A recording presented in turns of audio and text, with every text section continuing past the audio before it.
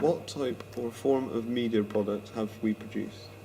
For our documentary, we chose to do the expository style of documentary. We did this based on our research about the Nuke of the North and Big Fat Gypsy Weddings. Especially in Nanak of the North, there was a situation where they were hunting. Was it well? They were hunting well. Hunting well, They used and the spear. it made them use a spear rather than using a gun to kill them, to entertain the audience. In our own documentary, we used set-up positions such as Tom, who was a gamer. We made him reenact certain moments where he may become upset or angry at not doing very well at a game.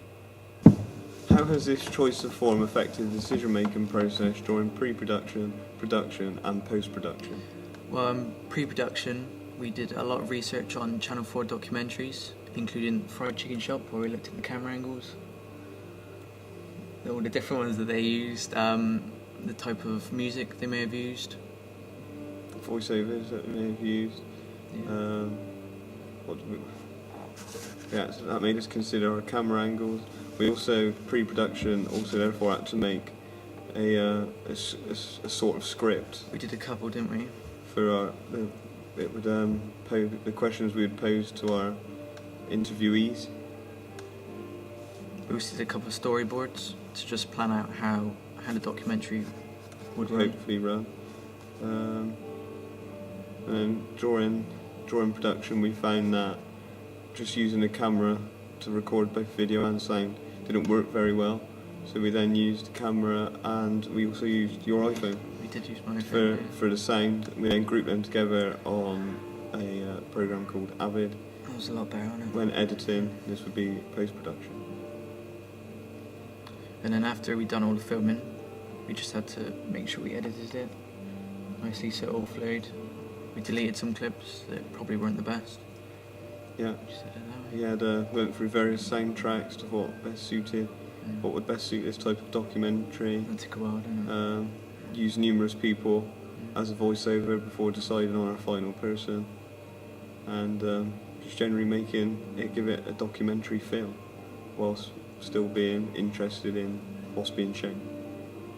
Is your media product, the opening 5 minutes of a documentary, representative of its form, or does it challenge the conventions? For example, are you working within the expository or observational mode, or have you adopted a mixed approach to the presentation of your subject matter? Does your film adopt an authored perspective? Does the text contain interactive or reflexive features? Have you attempted to present a third person, an objective point of view, or is your narrative in the subject first person?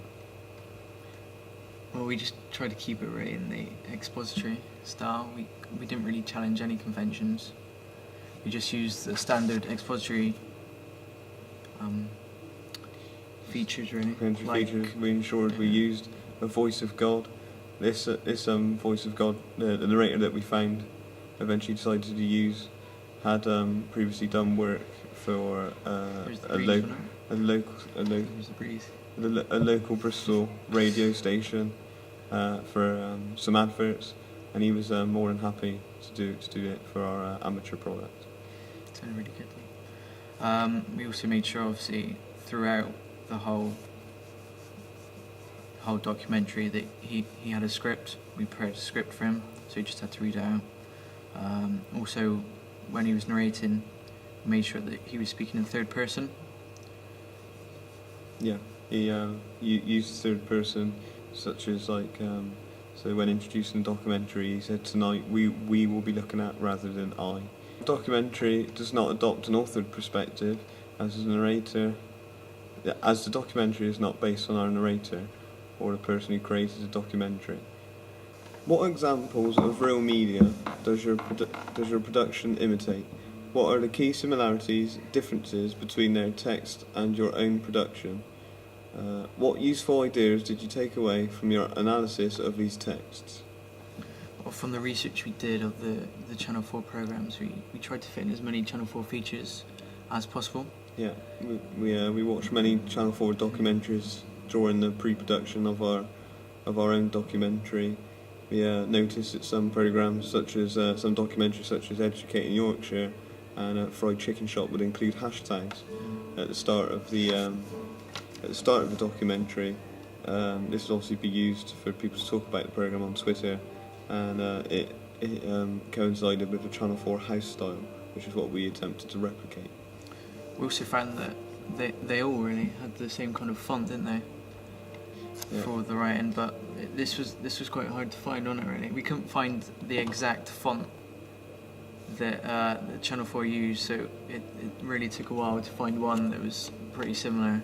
Yeah, it took us time to sort of use an item of software to download a font and adjust it and create a new one as best we could to keep it similar to Channel 4 house style.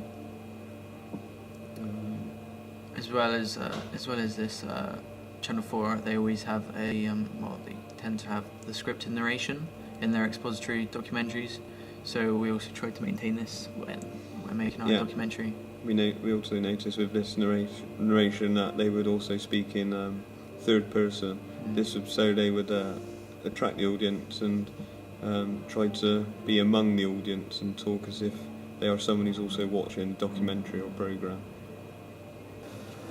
What are the key conventions specific to your chosen form, and how has your group used these features within your completed product? For example, what uses have you made of these 5 central elements of documentary: observation, interview, dramatisation, mise-en-scene, and exposition?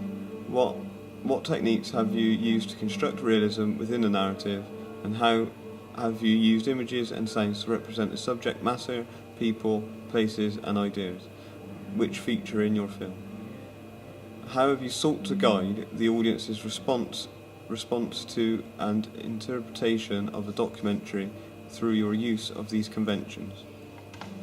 I think we best start with the mise-en-scène in our clips of Tom, who is the student in our documentary. In that scene, we placed a school bag and what was it, a co-op carrier bag. Yeah. This was done on purpose just to show that he is a normal teenager. He's a stereotypical teenager, and seeing as our target audience was to parents of these students, they would know this would be similar to what their teenage child. They would be able to relate. Maybe typical sort of laziness and just messy rooms. Was it also when we made a few fillers, didn't we? Yeah. This filler is just something that obviously takes up time, like when we made him make a cup of tea. Yeah.